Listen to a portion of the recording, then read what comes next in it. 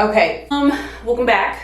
It's been a couple of months since we last spoke. So the last time that I really actually vlogged was, I think right around March 17th. The only reason why I remember that date is because that's when I submitted my unemployment application, which they lost, by the way.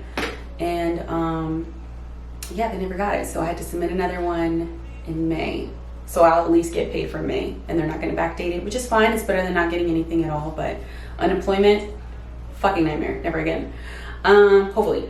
My lease is going to be up in right around late July. So I either have to move back home or I have to find a place to live in LA. Seeing how more than likely the film industry is not going to pick up anytime soon, I'm probably just going to come home. That's my decision right now. Well, at least for sure it was my decision last night. But the more that I think about it, it's just hard to really pack up my stuff and leave when in reality I had planned to stay there much longer. Because it's so expensive to stay in LA and to wait it out, it is much cheaper for me just to move back.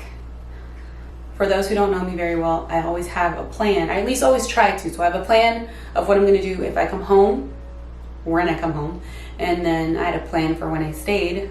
Well, with the cases increasing, COVID is kind of messing with that. So I think the best decision is to come home. My biggest concern is not making it back to LA and ending up in a 9-to-5 job, because that's definitely not what I want after working in Los Angeles. Although I didn't necessarily work that much, I know for a fact that I really don't see myself doing anything else. Like, I would love to work on a film. I would love to work in pre-production. I would love to be an assistant for a producer, work on Hot Ones one day, work on a documentary. Oh my gosh.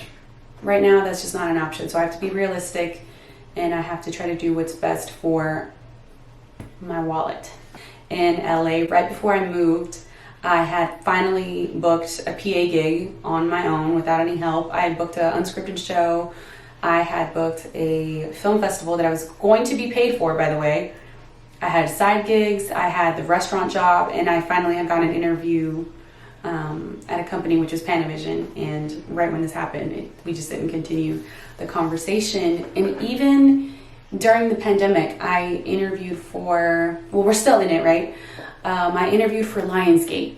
Oh my God. And I was like, I'm doing something right. Like, I'm building my resume and I'm doing something right. Because I never got a response from any other studio. And maybe for some other people that might not even be a big deal. But for me it was, because all that I kept getting was rejection letters. But I'm going back to LA tomorrow. So more than likely I'll start making arrangements and thinking about shipping all of my stuff back, because I won't have any help. And I know that moving is going to be really hard and it's going to be stressful. So I already know that going back to LA, it's going to be hard. Like, I'm in a comfy place. Like, regardless of everything that's going on, I'm comfortable, but I'm not going to be that way in LA. Which at the same time, I feel like LA has really kicked my ass, but it's made me look at a lot of things differently. It's made me look at success differently. It's made me look at what projects I would take on. It makes me look at what I want for myself, what's really important versus what society tells you is important. So I appreciate that. Like, regardless of everything that's happened in LA, I think it's really opened my eyes to a lot. And it's also really made me realize that I really love, as shitty as the entertainment industry is, because it is. From my experience, it's not like this glamorous industry. It's actually really hard. It's cutthroat. You can't trust people. Relationships and friendships are super transactional.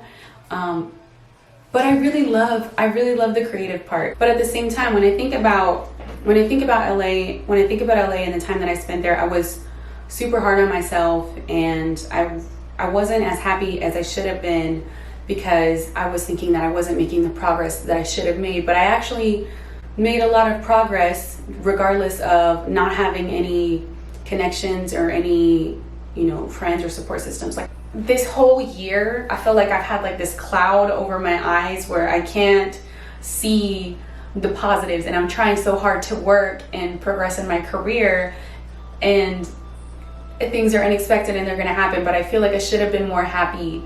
And I kept thinking when I was in LA, I'll be happy when I finally book, a job at a studio as an assistant, or I'll be happy when I finally I'm working consistently as a PA, and I'll be happy when this and this and this. And it just wasn't happening. So in my head, I was like, I'm just not happy and I'm not in a good place.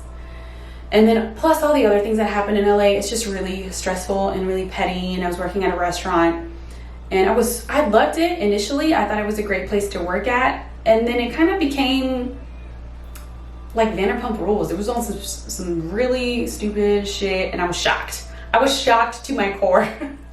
Like, honestly, it was really crazy and it was really stupid. So that was disappointing. And then that added on to the stress that I was feeling in LA. However, I'm not about to be sad about that shit.